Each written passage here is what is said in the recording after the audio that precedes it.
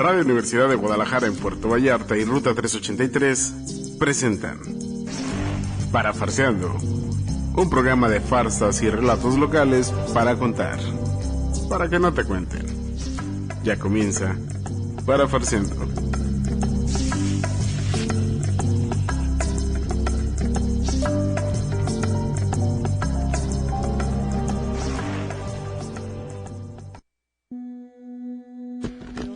Nuestro programa de todos los martes de 7 a 8 de la noche. Estamos aquí en Parafarseando. Soy Damaris Tamborrell. Rebeca Santiago en un rato estará aquí con nosotros y por lo tanto tenemos hoy este primer martes de mes, como todos los primeros martes de mes, a Ingrid Hallman, que viene a acompañarnos. Bienvenida, Ingrid. Gracias, Damaris. Gracias también por la invitación. Encantada de estar aquí con ustedes. No, pues padrísimo que vengas y que podamos hablar un poquito de literatura y ¿qué podemos decir? ¿El libro del mes? Podríamos decir el libro del mes, ¿verdad? ¿Por qué no? ¿Por qué no? Porque escogemos un libro que hemos leído y que nos gustó, porque pues esa es una premisa importante, que nos haya gustado, porque pues está sí, difícil recomendar algo que no nos gusta. Está difícil. También podríamos hablar de un libro que no nos gustó. Sí, y también eso puede dejar cierto interés a nuestro radioescucha de decir, a ver, ¿por qué no les habrá gustado? Sí, vamos leyéndolo y por qué no. Pero bueno, en esta ocasión escogimos un libro que realmente a las tres nos gustó mucho, lo leímos, y este libro se llama La Pasión, de Jeanette Winterson. Ella es una escritora inglesa. Sí, ella nació en Manchester en 1959. Ajá. Y este libro salió a la luz en 86. En 1986, 86, ¿no? Sí. Salió a la luz en 1986. Es una novela, La Pasión, repito el nombre, La Pasión, de Jeanette Winterson. Es una novela que, si bien no es una novela histórica porque no se basa, digamos, como hechos historiográficos, pero sí se basa en un momento muy importante de Europa, de Francia principalmente, porque es la época y la era napoleónica después de la Revolución, que es una época muy, muy importante para Europa y para Francia, sí, ¿no? Para Francia, pero también para Europa. Para sí, Europa, digamos, para toda Europa, ¿no? Entonces, es una novela, digamos, podríamos poner de corte histórico, pero en la que de alguna manera se mezcla la historia con lo fantástico. Sí. Entonces, por eso no podemos decir que de alguna manera es un enfoque que se le da en la posmodernidad a este tipo de novelas, ¿no? Este tipo de ficción histórica, pongámosla, una especie podríamos ponerlo una ficción histórica, en la que entra lo fantástico, porque digamos que es un género de autorreflexión. Pues sí. En él hay una autorreflexión donde las experiencias, digamos que conviven con la naturaleza y capacidad misma de comprender la historia, se convierten en un tema literario, ¿no? Sí, así es. La propia Jeanette Winterson dice que no habla de la historia con mayúsculas, y aunque La Pasión, pues por el título podría ser, pero ella dice que tampoco es una novela romántica. Ella lo que quiso fue hablar de un mundo peculiar, Uh-huh. por decirlo de otra manera, que además sirviera como un espejo secreto, o sea, ahí entre líneas, para ver cuáles son, para entender y para leer todas esas posibilidades de nuestro mundo, ¿no? Entonces, bueno, pues ahí es como podemos estar viéndonos en ese espejo que ella trata de plasmar. Es como el reflejo y el contrarreflejo. Es como el reflejo y el contrarreflejo pero para ubicarnos a nosotros en ese otro lugar y en esa otra vida, que, como bien dices, aunque es histórica, pero tiene muchísimo de ficción. Tiene muchísimo de ficción y tiene, digamos, esta parte de la autorreflexión personal. Es decir, como de alguna manera, y yo creo que eso es bien interesante, la historia, la verdad de la historia, pues siempre está escrito por una visión determinada, ¿no? Y aquí en este libro se ve muy claro Sí. cuando el protagonista, que ahorita vamos a decir de qué se trata, el protagonista es un joven idealista que está escribiendo un diario, que él está como soldado, como cocinero en el ejército de Napoleón, y entonces es el punto de vista de él que siente el orgullo de estar ahí, y después Su pasión por Napoleón. Su pasión por Napoleón en ese momento, o sea, ese es su punto de vista. Y él está narrando en primera persona, y en el último capítulo, que también está narrado en primera persona por el mismo Henry, es completamente diferente. Porque está narrado a través de su diario. Ya está narrado como el recuerdo. El recuerdo a través de aquel diario que escribió Sí, desde el día en que salió de su casa. Entonces, de alguna manera, inclusive, bueno, aquí esto es ficción, pero yo creo que de todas maneras, no sé si tú concuerdas conmigo, la historia de alguna manera siempre tiene dos caras. Siempre. Porque siempre está narrada o está escrita a través de una visión muy personal. Entonces, tal vez en un mismo evento histórico haya diferentes narraciones de ese evento histórico, ¿no? Y todos los seres humanos tenemos una diferente visión de ese hecho histórico en particular, en el que además todos pudimos haber participado, pero tú escribes la historia diferente que yo. Por eso en ese momento la historia ya es ficción, ¿no? Es subjetivo. Además, en general la historia no la escribes en ese mismo momento, es a través del recuerdo, a través de la memoria. Aunque hayas vivido el evento, no lo vas a escribir exactamente, salvo que seas un periodista y estés tomando notas en ese momento, pero generalmente tomas notas y después haces el relato según lo que le encuentres. Entonces yo creo que de alguna manera, así como la historia se concibe y se escribe a través del lenguaje, siempre puede haber una recontextualización de la historia, ¿no? A través del tiempo.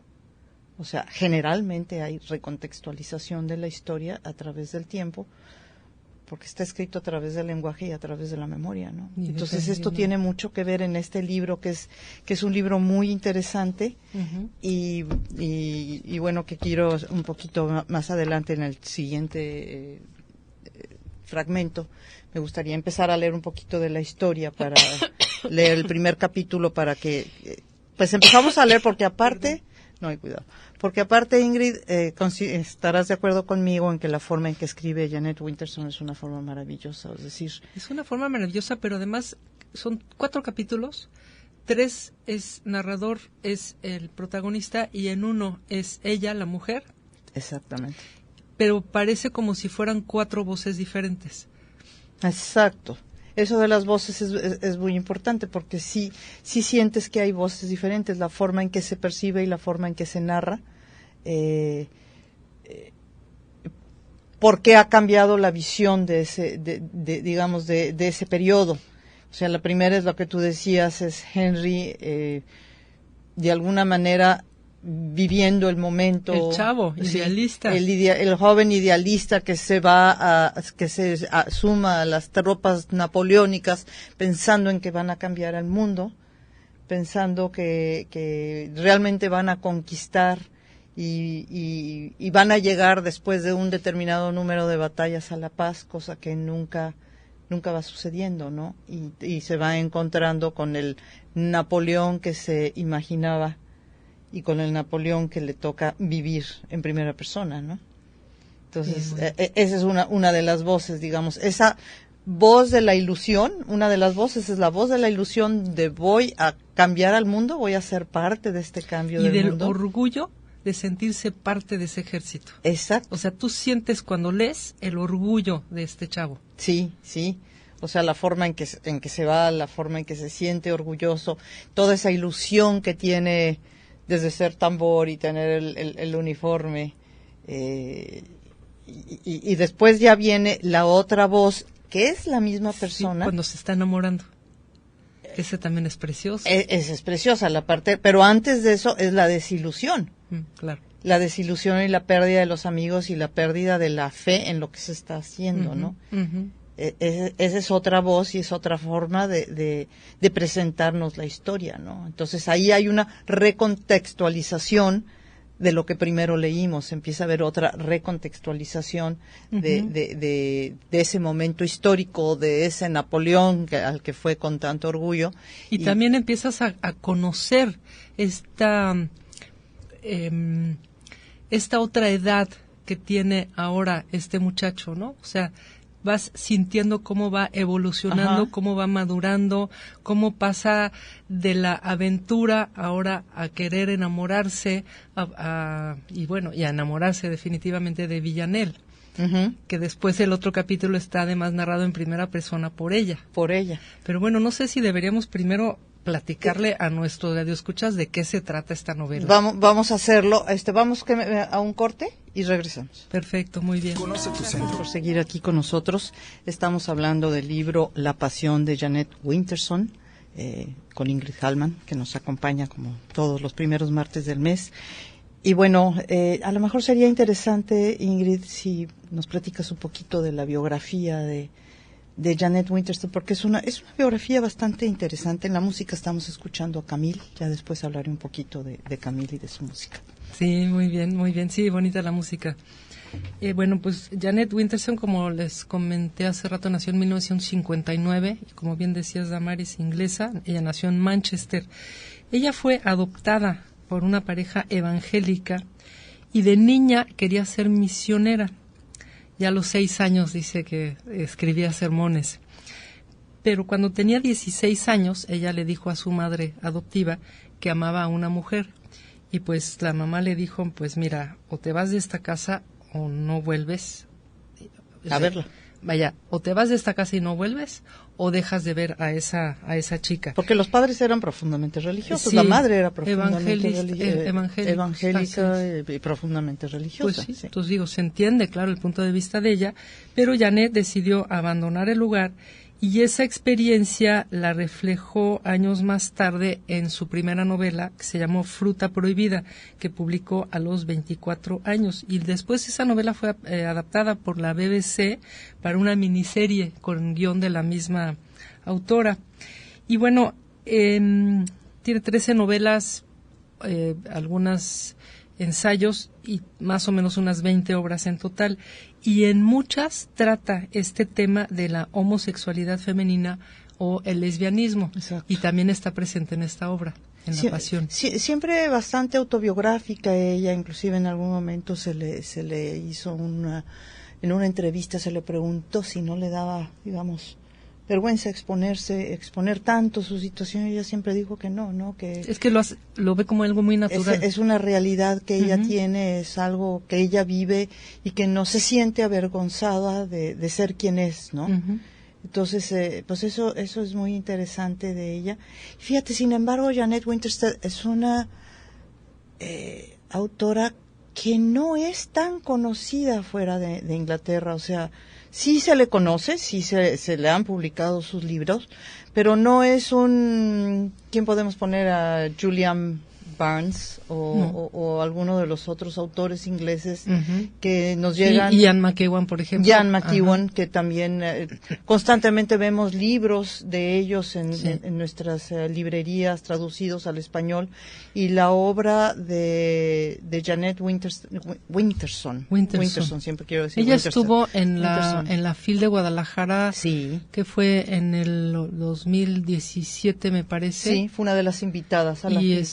Y ahí creo que ella presentó este libro. Sí, y me parece que ahí ya se le tradujeron algunos libros en español, creo que fue Lumen, es Lumen la editorial Lumen, me parece que es, bueno, exacto, este que tengo yo es Lumen, sí, es Lumen quien empezó yo a lo traducir. Tengo electrónico. Sí, es quien empezó a traducir sus libros, ¿no? Una autora muy interesante, la verdad, y maneja mucho el tema, digamos, del lesbianismo, del homosexualismo. Y es considerada una de las mejores escritoras anglosajonas actualmente. Sí. O sea, así como está Ian McEwan, así como está Julian Barnes, también está ella. Pero es curioso que no se le conoce tanto aquí en México todavía. Estoy segura que la vamos a ir escuchando cada vez más. Sí, todavía sus libros no son tan fáciles de encontrar, ¿no? Entonces, sí vale la pena. Me gustaría leer el inicio de la novela, ya que hablamos de un poquito de su biografía. Voy a leer el inicio de la novela. Napoleón tenía tal pasión por el pollo que hacía trabajar día y noche a sus cocineros. ¿Qué cocina aquella? Con aves en todos los grados de preparación, algunas aún crudas y colgadas de ganchos, otras girando lentamente en el esperón, y la mayor parte en montones desperdiciados porque el emperador estaba ocupado. Es extraño estar tan dominado por un apetito. Este fue mi primer trabajo en el ejército. Empecé como matarife, y al poco tiempo le llevaba la bandeja a la tienda, caminando sobre un palmo de barro. Yo le gustaba porque soy bajo, mejor dicho, no le desagradable. Solo Josefina le gustaba, del mismo modo que le gustaba el pollo. Nunca sirvió la mesa del emperador nadie que midiese más de 1,60 m. Tenía criados pequeños y caballos grandes. Su caballo preferido tenía una altura de 17 palmos y una cola que podía envolver 3 veces a un hombre y aún sobraba para hacerle una peluca a su amante. Aquel caballo echaba mal de ojo, y en el establo había casi tantos mozos muertos como pollos en la mesa. A los que no mataba de un simple cos los echaba el emperador porque no cepillaban bien al animal o porque el bocado verdeaba. Un gobierno nuevo debe asombrar y deslumbrar, decía. Pan y circo, creo que decía. Por eso no nos sorprendió cuando encontramos un mozo de cuadra que viniera de un circo y que solo llegara a la ijada del caballo. Cuando lo cepillaba, usaba una escalera de base firme y con la parte superior triangular. Pero cuando lo montaba para que hiciera ejercicio daba un gran salto y caía con precisión sobre el reluciente lomo mientras el animal se encabritaba, gruñía e intentaba en vano lanzarlo por los aires, aunque inclinase el morro hasta el suelo y levantase las patas traseras hacia el cielo. Después desaparecían los dos en una nube de polvo y recorrían millas, el enano agarrado a las crines y gritando en su extraño lenguaje que ninguno de nosotros entendía. Una maravilla, o sea, bueno, empezar primero por Napoleón y los pollos me parece genial, ¿no? O sea, describir a Napoleón a través de los pollos me parece genial. Y bueno, pues es que sí, el protagonista, que bueno, me imagino por ser francés, es Henri, es como se debería de pronunciar, pero bueno, Henry para que se entienda mejor. Todo, o sea, más adelante ves cómo todo su diario gira en torno a los logros que va haciendo y que se siente orgulloso de sí mismo. Ahora, quiero platicar un poco de lo que trata la historia. Sí. En Venecia, paralelamente, vive Villanelle. Es una italiana, es hija de un gondolero, una chica pelirroja que nació con una anomalía en los pies, que más adelante vamos a tocar ese tema. Maravillosa. Se gana ella el pan, ya que creció, entre las góndolas, que normalmente son hombres los gondoleros, en este caso es ella una mujer, y el casino. Pero además ella se disfraza como chico para poder trabajar ahí en el casino y pues atender a hombres y mujeres, digamos que de cierto nivel socioeconómico allá en Venecia, pues que les gustan los juegos de azar. Entonces a eso se dedica ella. Más adelante Henry se enamora de ella perdidamente. Es una hermosísima criatura de pelo rojizo y pies deformes, pero conoce como nadie todos los secretos que hay en Venecia, las góndolas por donde pueden pasar, de las salas de juego, pues donde estos nobles apuestan constantemente. Luego, Janet transforma Venecia, yo digo que en una ciudad nueva. O sea, si has estado en Venecia 1, 2 o 3 veces, lees esto y es como palabras de luz, por así decirlo. Y bueno, en ese lugar es donde estos enamorados te transmiten lo que es esa pasión. Por eso se llama Pasión la novela. O sea, ahí está. Pues enamorado, pero, más él que ella, porque ella nunca se enamora, ella lo ve como un hermano. Pues sí. Pero de todos modos hay mucha pasión entre los dos. Sí. Ahora, hay dos temas aquí. Uno es precisamente la identidad sexual. O sea, ella es de alguna manera bisexual, ¿no? Pero pues también como la autora, comentábamos hace rato, no tiene ningún conflicto con este tema, pues así en esta novela la bisexual y los homosexuales, pues los presenta con mucha naturalidad, sin rodeos, tal como son las cosas. Luego, otro tema que es el de la pasión, que es el amor y el sexo, pero en distintos niveles, porque es el amor espiritual, es el amor platónico, y también el sexo, por un lado, como aventura de los soldados cuando están en la guerra. Como una necesidad fisiológica. Como una necesidad fisiológica, pero también en Venecia con el glamour, pues que buscan estos nobles, tener un poco de sexo con Villanelle. Sí, sí. Me encanta mucho Janet en Winterson cuando describe la pasión. La pasión está entre el miedo y el sexo. Así. Y lo repite muchas veces. Sí, o sea, sí, para sí, ella sí. la definición de pasión está entre el miedo y el sexo. Y fíjate cómo pone la trama precisamente a principios del siglo XIX, donde la sociedad francesa era muy pues hipócrita, ¿no? Porque había muchas censuras, había que seguir determinadas pautas, y entonces ahí es donde ella pues, plasma esta historia entre estos dos, Villanelle y Henry. Sí, que es interesante porque ellos se conocen en el campo, se conocen durante la guerra. Se conocen durante la guerra. Se conocen durante la guerra. Cuando él, me parece, recuerdo que ella es vendida por el esposo. Exacto, y él deserta, y fue como se conoce. Cuando le platica a su amigo el cura, que es vigía, digamos en el ejército, y se juntan, y entonces le dice que va a desertar. Este personaje que hablé del caballo al principio, que es maravilloso, el enano, enano que es el domador de caballos, Dominó se llama. Dominó, ya no va con ellos porque son los grandes amigos, ¿no? En realidad los únicos amigos que Henry tiene es Dominó y Patrick. Patrick es irlandés, Patrick es el irlandés. Creo que nos están, y Dominó. Ya nos toca corte, ya nos picamos, vamos pues a corte. Gracias por seguir aquí con nosotros en Radio Universidad, programa de Parafarseando. Estamos platicando con Ingrid Hallman acerca del libro La pasión de Janet Winterson. Bueno, Ingrid, había algo interesante que nos ibas a comentar acerca de estos contrastes que vemos en la novela, ¿no? Es una constante también en el libro el manejo que hace de las contraposiciones, de los contrastes. Por ejemplo, entre Henry y Villanelle hay un contraste obvio. Ella es muy sensual, es mucho más abierta hacia el amor y el sexo que él, porque él es un muchacho sencillo, de su pueblo, hasta tímido con las mujeres. Una gente de campo. Una gente de campo, así es. Luego, otros contrastes. Tienes París y el territorio francés de Napoleón, que es ejemplo pues del orden, de la mentalidad de destruir el mundo, la sexualidad que está en los prostíbulos de la periferia de la ciudad.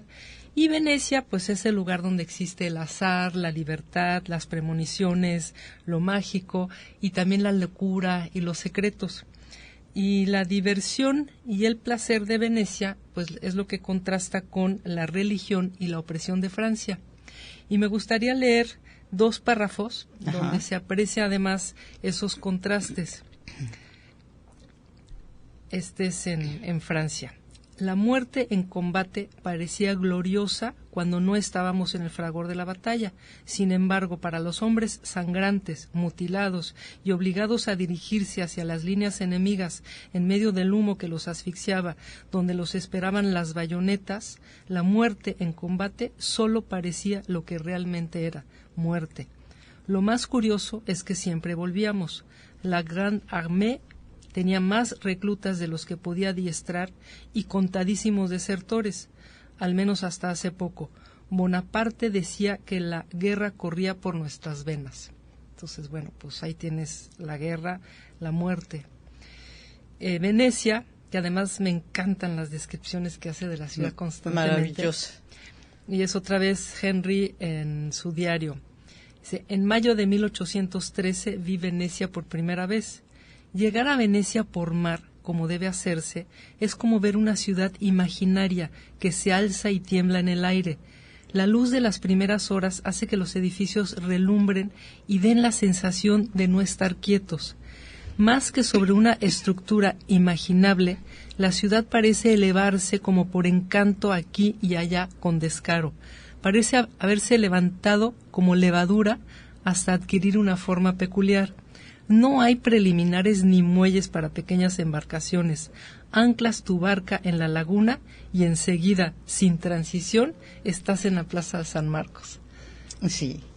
Entonces, bueno, pues ahí tienes la belleza de Venecia contra lo terrible de la guerra. Y es interesante porque, digamos, de alguna manera, en esos contrastes que el mismo libro vas encontrando todo el tiempo, esas descripciones de contrastes, digamos, de la libertad y de la frescura contra la rigidez. De alguna manera hay descripciones en que te habla de Francia, que dice que en Francia pues sigues un camino recto, ¿no? Y que en Venecia no hay caminos rectos, y de hecho también narra ese momento en que él sale cuando regresan a Venecia, que los esconden, que sale la primera vez y que por 5 días no puede regresar porque da una pérdida. Dice, yo no sé si todas las plazas son iguales o todos los días erigen una nueva iglesia en la misma plaza, porque dice, pasaba yo por una plaza y pasaba por otra plaza, sí, y solo lo que diferenciaba era la iglesia, ¿no? Entonces, y donde dice, tal vez aquí las iglesias aparecen como hongos de la noche a la mañana y desaparecen al alba con la misma rapidez. Sí, sí, es maravillosa esa descripción que hace de Venecia y cómo se pierde 5 días porque no puede nunca encontrar el camino, ¿no? Sí, porque no hay calles rectas, o sea, todos son callejoncitos o son canalitos. Y te lo hace sentir, o sea, te lo hace sentir a lo largo de la novela, te hace sentir de alguna manera la libertad y hasta el libertinaje que existe en Venecia, ¿no? Sí. O sea, que era un lugar de diversión, de recreación, muy muy importante, ¿no? Sí, pero no como los prostíbulos de los soldados, ¿no? Aquí no. Hay sexo, pero ahí es la libertad. Es sexo libre. Libre. Es un sexo libre, a diferencia del otro que era un sexo forzado. Pues sí, era una necesidad. Era simple y sencillamente una necesidad por parte de los soldados y una necesidad por parte de las, ¿cómo les llamaban? Vivantes o... Vivants. Bon vivant o algo así, sí, no recuerdo. Vivantes, sí. Algo así les llamaba, que eran estas mujeres que pues por necesidad estaban también ahí, ¿no? Entonces, es interesante, es una historia, cuando habla de la muerte, yo tengo aquí también un párrafo que me gusta mucho, que hablabas tú de la muerte. Cuando se está ante la muerte, deja de tener sentido la pasión por la vida. Hay que abandonar esa pasión. Solo así se puede sobrevivir. Y si uno se niega, si a uno le afecta cada hombre al que asesina, cada vida que destroza, cada cosecha lenta y trabajosa que destruye, cada niño al que le roba el futuro, la locura le echa su dogal al cuello y le lleva a los oscuros bosques donde los ríos están contaminados y los pájaros silenciosos. Cuando digo que vivía con hombres sin corazón, quiero decir exactamente eso, porque el corazón es otra parte muy importante en la novela. Ah, sí, cómo no. O sea, el corazón es una parte sumamente importante en la novela porque, bueno, una parte de la novela, ella pierde el corazón, ella deja el corazón con la mujer a la que ama. Sí. Y se habla mucho que él vivió entre hombres sin corazón, o sea, en la guerra, y que el mismo Napoleón era un hombre sin corazón, ¿no? Entonces, el corazón es una parte muy importante de esta novela donde se habla de la pasión, donde se habla de me encanta esa definición, ¿no? La pasión entre el miedo y el sexo, ¿no? Y creo que por acá llegó Rebeca. Y creo que además nos están invitando a corte. Y nos están invitando a corte. Muy bien. Para reír y a veces para llorar. Parafraseando.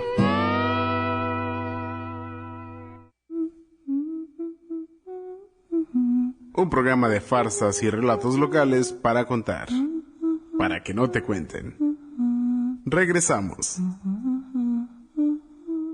por seguir aquí con nosotros. 45 minutos tarde. 45 minutos tarde. Bienvenida, Rebeca. Bueno, se te guardó el lugar, como podrás ver. Gracias. Aquí estaba yo presente. Sabíamos que ibas a llegar tarde o temprano, pero ibas a llegar. llegar. Verás el tráfico, ¿no? Y a veces que no, pues no, ya. Ni modo, uno propone. A veces pasa. Uno propone y a veces el destino dispone. Así es, sí. ¿no?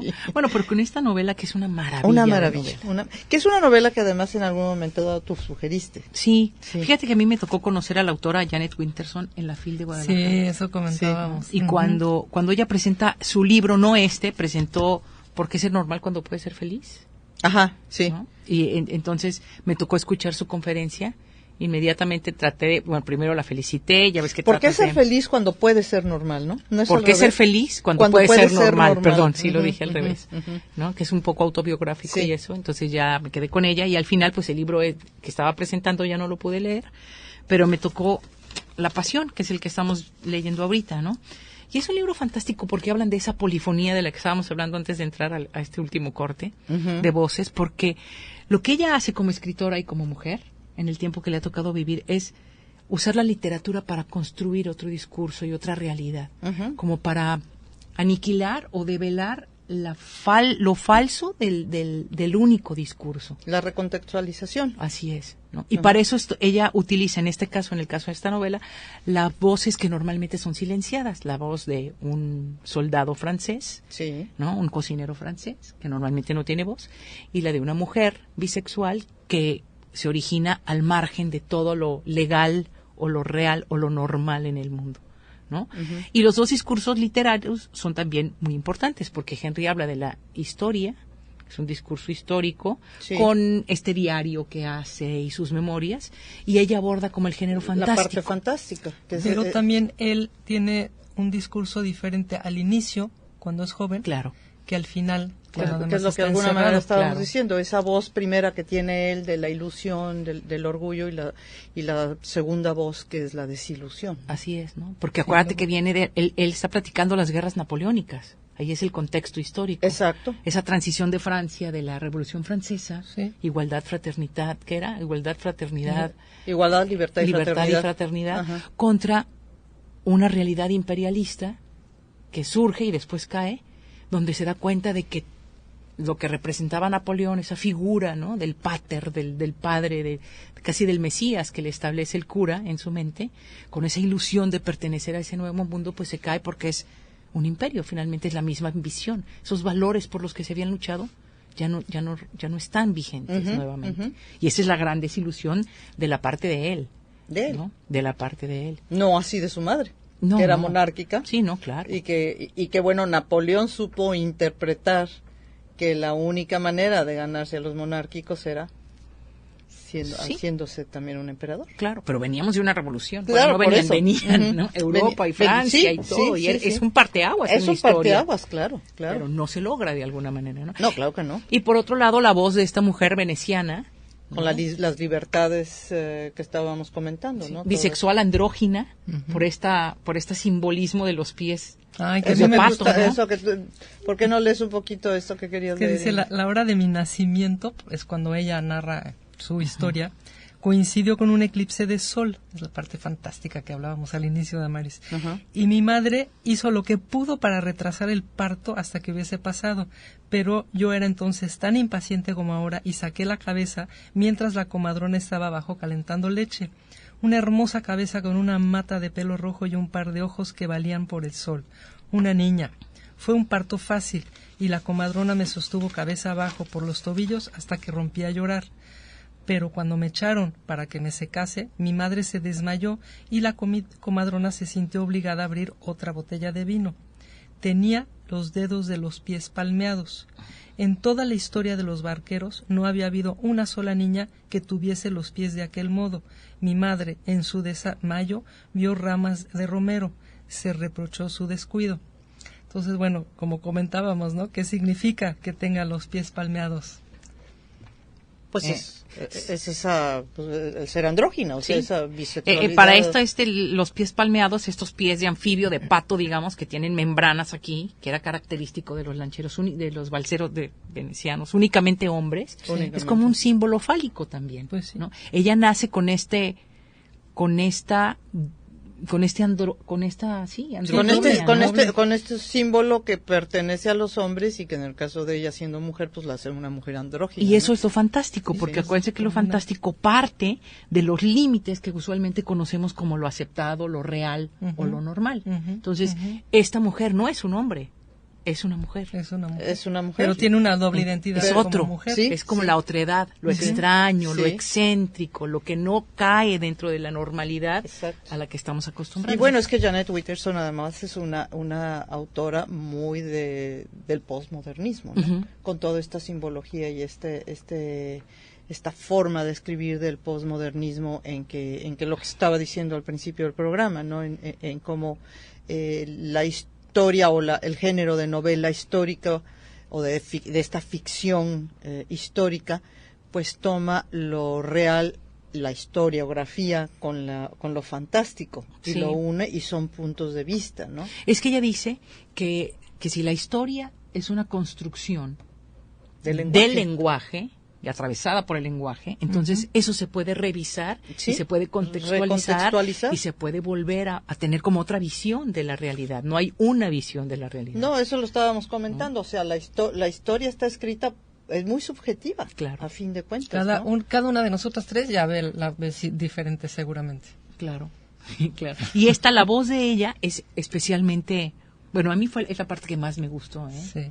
Porque aparte no es una mujer que se queda como en los clichés, ¿no? No. Se encuentra el amor, pero se enamora de una mujer, después se da cuenta que la mujer es casada, entonces decide no tener un acercamiento más con una mujer, se casa, pero le deja el corazón en una botella, ¿no? Atrapado en una botella. No, esa parte también es muy hermosísima esa parte. Sí. Y después se casa 2 años, dices, bueno, entonces sucumbió a la normalidad, digamos, pero no, se divorcia a los 2 años, o abandona al marido, digamos, ¿no? Y el marido la vende, la vende como prostituta a las tropas de Napoleón, donde va a conocer ahí conoce a Henry, ¿no? Ahí precisamente conoce a Henry y de ahí los dos huyen. O sea, en el momento de la deserción, ahí se conocen y se van juntos. Y regresa todavía a Venecia. A Venecia, claro. ¿No? Regresa y busca a la mujer que tiene su corazón porque lo quiere recuperar. Sí, claro. ¿No? Y entonces va y todavía la mujer le dice, bueno, pues podemos seguir una relación de 3. Todavía queda te puedes quedar aquí en la noche y ella decide ya nunca más volverse a quedar con ella, ¿no? Porque entonces yo sería, ¿qué es lo que yo estoy buscando? ¿No? Soy segundo plata, porque esta mujer finalmente también quería a su esposo. Sí. Entonces hay estas partes donde dices, bueno, no son tan fáciles las relaciones, ni todo está tan establecido en las relaciones. No es esta historia tradicional, romántica, donde va a tener un final feliz. Sí, toda esta forma, cómo maneja, es muy interesante esta novela, cómo se maneja la historia, la religión, cómo se manejan todos estos diferentes conceptos que forman la realidad de una vida, ¿no? Sí, porque te hace pensar, ¿no lo crees? ¿Quién es el que construye estos discursos hegemónicos ahora que vivimos, no? En la novela está clarísimo. Bueno, es patriarcal. ¿No?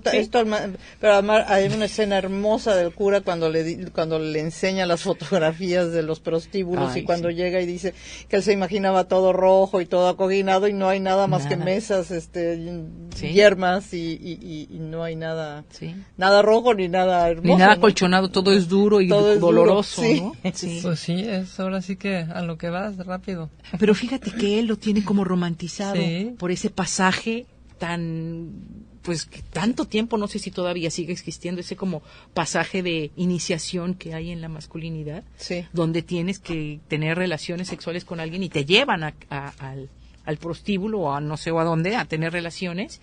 Él toma ese pasaje como algo romántico en su vida porque el cura se lo decía y cuando llega ahí es la gran desilusión. La mujer con los dientes negros. Son como 2 grandes desilusiones del patriarcado, ¿no? Exacto.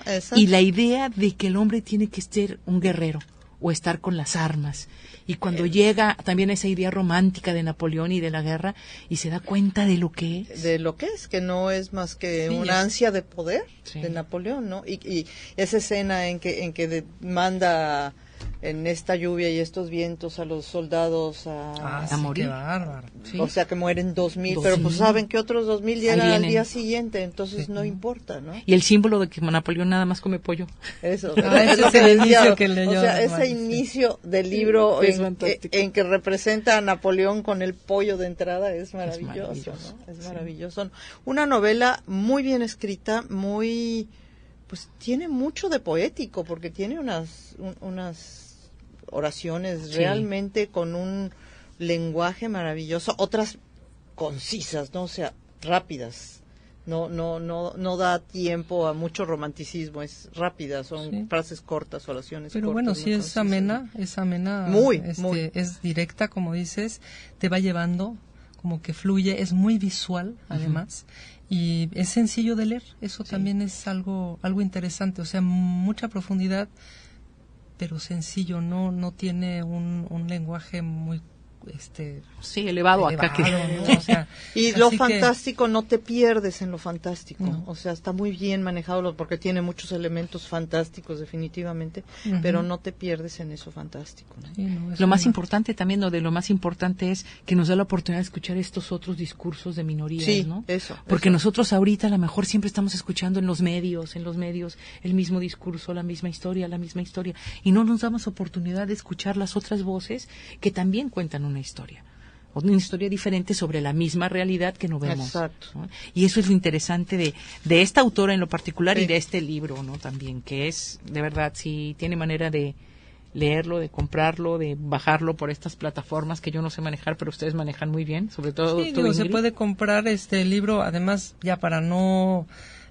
además, o sea, yo ya no me compro libros físicos, me compro libros electrónicos, porque aquí con la humedad además se me van manchando, pero son además más económicos y no te ocupan espacio y no desperdicias papel, cuidas los árboles, ¿no? Así que libros electrónicos, eso es muy fácil, lo puedes conseguir en Amazon, en mismo Gandhi, si tienes ese lector, o en iBooks, ¿no? Bueno, pues les recomendamos a Janet Winterson con La Pasión. Sí, ¿verdad? No dejen de verla. Y en la música teníamos a Camille. Sí. Que usa su cuerpo. Esta cantautora francesa. Sí. Que a mí me gusta mucho porque, hablando de polifonías y eso, ella usa su cuerpo como un tambor, como repercusiones, entonces es maravilloso. Sí. Ya nos tenemos que ir. Y ya se nos fue el tiempo. Gracias, Jorge. Ay, no, qué horror. En Puerto Vallarta y Ruta 383 presentaron Parafarseando, un programa de farsas y relatos locales para contar, para que no te cuenten. Te esperamos el próximo martes. Parafarseando.